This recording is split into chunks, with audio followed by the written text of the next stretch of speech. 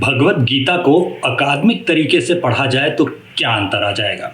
जो तरीका हम लोग आमतौर पर देखते हैं उसमें विषयों को रोचक बनाए रखने पर अधिक ध्यान होता है, और जो पहले से मानसिक रूप से तैयार हो कि उसे अध्ययन करना है वो रोचक होने पर नहीं, जानकारी अधिक होने पर ध्यान देगा। इसे अगर उदाहरण से समझना हो तो हम लोग भगवत गीता के ही एक दो श्लोक देख लेते हैं। ये दूसरे अध्याय का 62वां और 63वां श्लोक है। मोटे तौर पर इनमें कहा गया है कि किसी विषय में अगर बहुत देर तक बार बार सोचा जाए तो उसके प्रति आसक्ति, उसे पाने की कामना जागने लगती है। यहाँ विषय का अर्थ धन संपत्ति, जमीन, पद, स्त्री पुरुष जैसा कुछ भी पाने योग्य जो होता है वो हो सकता है। तो जब उसे पाने की कामना जागी और कामना पूरी न हो तो क्रोध भी आएगा, गुस्से में बुद्धि नष्ट हो जाती है, और ऐसी स्थिति में मनुष्य अपना नाश स्वयं ही कर लेता है। कथावाचक की दृष्टि से देखें तो इसे समझने के लिए हमें कोई इंटरेस्टिंग सा किस्सा ढूंढना पड़ेगा। तो जैसे डर फिल्म आई थी एक शाहरुख खान वाली, उसे ले लेते हैं। इसमें शाहरुख खान जो किरदार निभा रहे होते हैं वो नायिका के बारे में इतना सोचता रहता है कि उसका विवाह किसी और से हो गया, ये उसे बर्दाश्त ही नहीं होता। पाने की लालसा में किसी और की कैसे हो जाएगी, इस क्रोध में वो ये भूल जाता है कि वो जो करने जा रहा है वो अनैतिक तो है ही, गैर कानूनी भी होगा। इतना ही नहीं, कोई भी सामान्य व्यक्ति ये समझता है कि सेना इत्यादि के लिए प्रशिक्षित किसी व्यक्ति से लड़ जाएं और वो अपनी आत्मरक्षा भर भी कर ले तो सामान्य व्यक्ति के लिए नतीजे अच्छे तो नहीं होंगे। जिसे युद्ध का, हथियारों का रोज का अभ्यास है, उससे कोई सामान्य व्यक्ति लड़ेगा तो क्या होगा। तो दूसरे अध्याय का जो 62वां और 63वां श्लोक है उसे हम लोग आसानी से डर जैसी किसी भी फिल्म में देख सकते हैं। अब इसी को अगर हम लोग अकादमिक स्तर पर बताना शुरू कर दें तो क्या होगा। तो सबसे पहले तो बताना पड़ेगा कि इसमें युग्म नाम का अन्वय है। दो श्लोकों को एक साथ पढ़ेंगे तभी पूरा अर्थ निकलेगा। केवल एक को पढ़ लेंगे तो ऐसा लगेगा कि वाक्य अधूरा है, पूरी बात कही ही नहीं गई। फिर बताना होगा कि इसमें जो अलंकार है उसे कारणमाला अलंकार कहते हैं।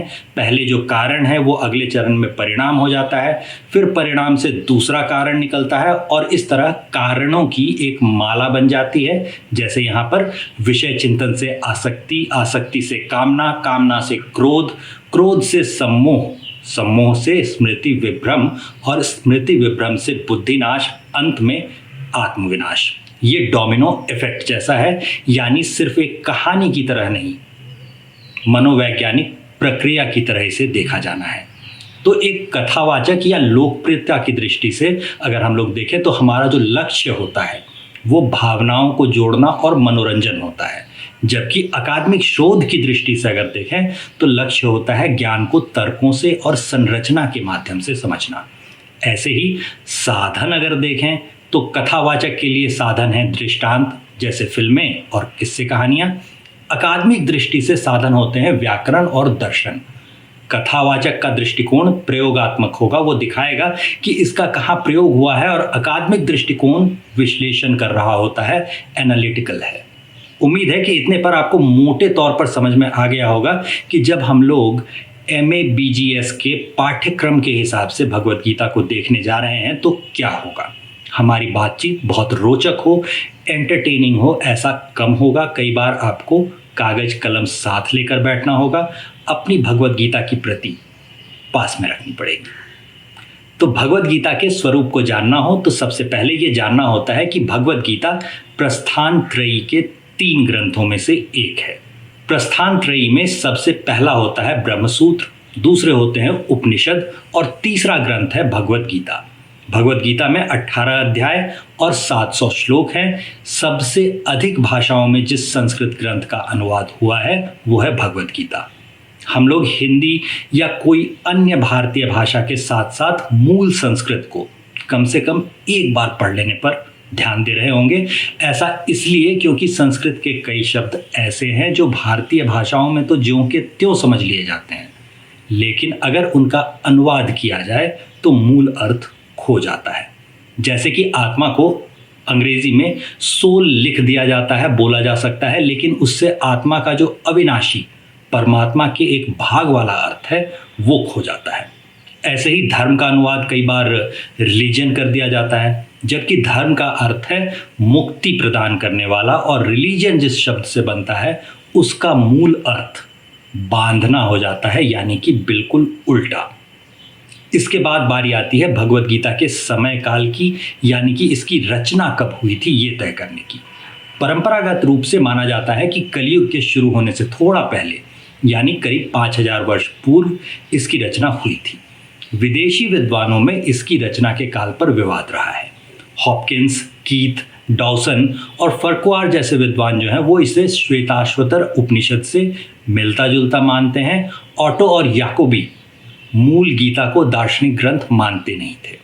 गर्वे के अनुसार मूल गीता की रचना जो थी वो 200 ईसा पूर्व के आसपास हुई थी, और इस समय तक विष्णु और कृष्ण का तादात्म्य स्थापित किया जा चुका था। इन सभी का मानना था कि मूल महाभारत महाकाव्य का ये एक अंश है जिसे बाद में दार्शनिकों ने एक नए कलेवर में सजाकर पेश किया।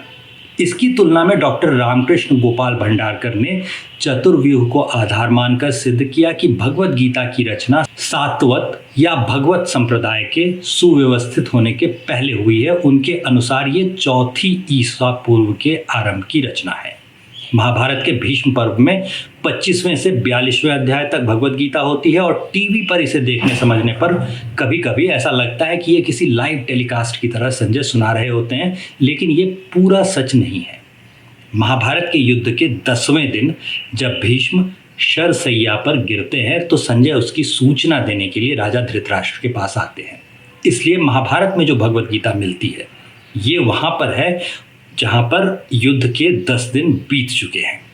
अध्यायों के 18 होने पर ध्यान गया हो तो महाभारत में पर्व भी इतने ही होते हैं। जगत में 4 वेद, 4 युग, 4 वर्ण, 4 आश्रम, इन्हीं 16 शाखाओं के वृक्ष के ऊपर जीवात्मा और परमात्मा रूपी 2 पक्षी निवास करते हैं।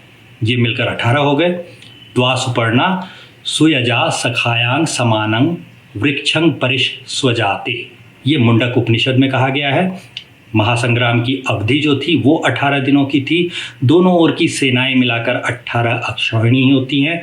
इस तरह से आप देख सकते हैं कि 18 महत्वपूर्ण है। भगवत गीता के अनुवादों की बात करें तो मुगलों के दौर में यानी 16वीं 17वीं शताब्दी में भगवत गीता के फारसी अनुवाद होने लगे थे। दारा शिकोह की उपनिषदों में रुचि थी, और अकबर ने तो दीन इलाही नाम का एक अलग मजहब ही शुरू कर दिया था, ये हम लोग जानते ही हैं। तो भगवत गीता का जो पहला अंग्रेजी अनुवाद था वो चार्ल विल्किंस के द्वारा 1785 में प्रकाशित किया गया था, 1785 में।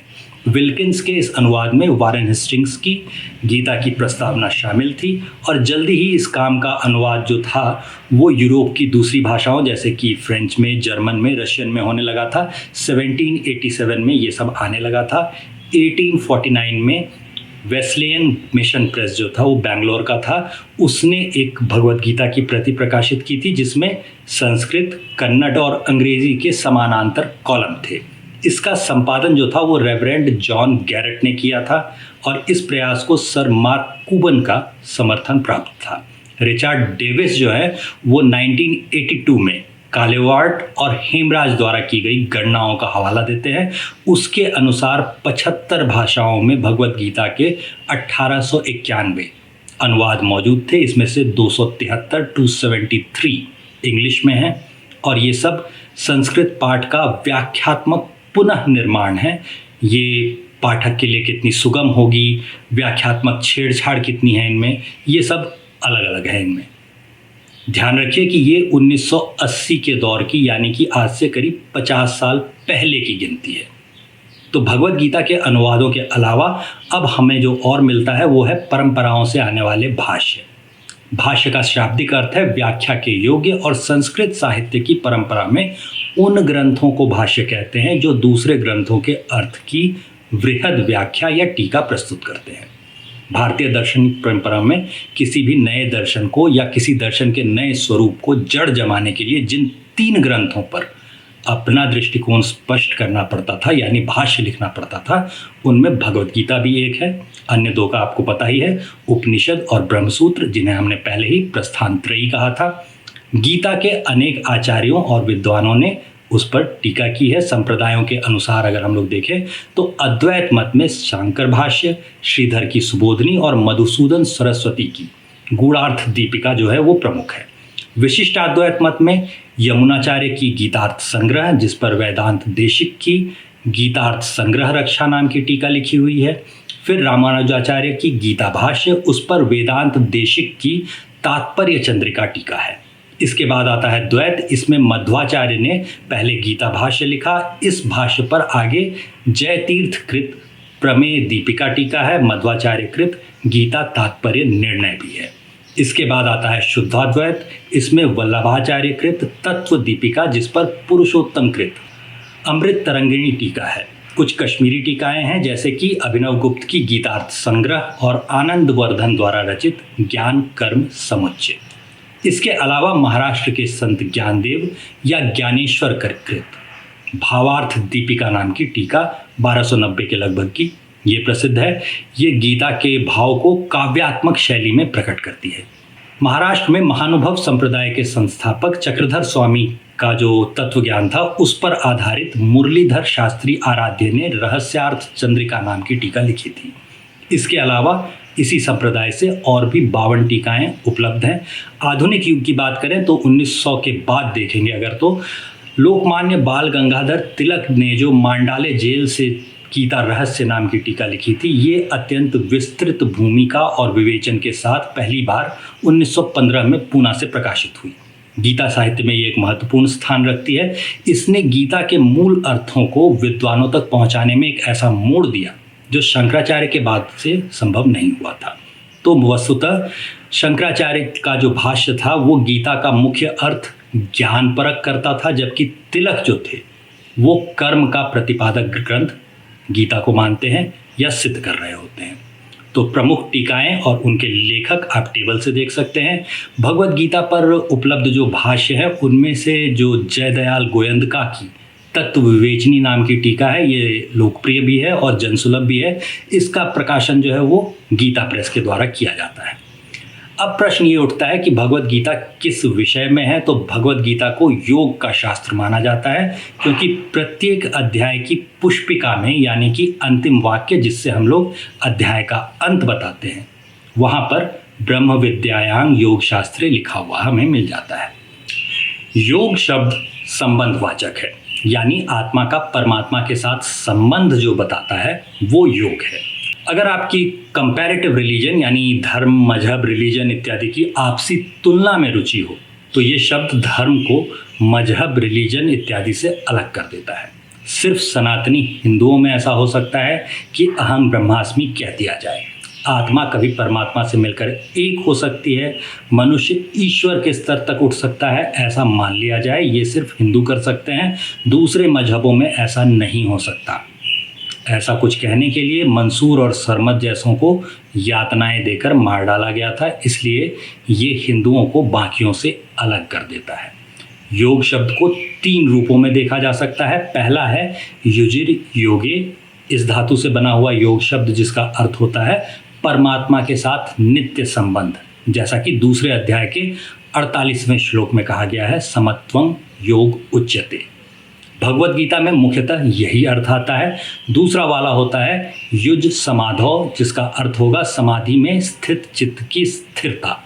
तीसरा है युज संयमने, इसका अर्थ है संयमन, सामर्थ्य और प्रभाव, जैसा कि 9वें अध्याय के 5वें श्लोक में कहा गया है, पश्य में योगमेश्वरम। भगवत गीता में जहाँ भी योग शब्द आया है ये तीनों में से किसी एक अर्थ की प्रधानता दिखाता है, बाकी 2 अर्थ गौण हो जाते हैं। पातंजलि योग की दर्शन में अगर देखेंगे तो योग को चित्त वृत्तियों का निरोध कहा गया है और उस योग का परिणाम बताया गया है, यानी इससे हमें दृष्टा यानी देखने वाले के स्वरूप में स्थित होने में मदद मिल जाती है। जो 3 योग के मार्ग भगवत गीता में बताए गए हैं वो हैं कर्मयोग, ज्ञान योग और भक्ति योग। योग की प्राप्ति के लिए जो 2 निष्ठाएं बताई गई हैं वो तीसरे अध्याय के 3रे श्लोक में है, कर्मयोग और सांख्य योग। इन योगों को सिद्ध करने के लिए मनुष्यों को ईश्वर से 3 शक्तियां मिली हुई हैं, कर्म करने की शक्ति, जानने की यानी ज्ञान की शक्ति और मानने की शक्ति यानी विश्वास या भक्ति। आगे हम लोग इन्हें और भी विस्तार से देखेंगे। जैसा कि पहले भी कहा है, अपने पास एक भगवद गीता की प्रति रखिए, एक नोटबुक और पेन पेंसिल इत्यादि रखिए, ताकि आप अपने प्रश्नों को नोट कर सकें। जो हिस्से महत्वपूर्ण लगें उन्हें मार्क कर पाएं। अगली कड़ी में हम लोग आगे देखेंगे। आज के लिए यहीं आज्ञा दीजिए।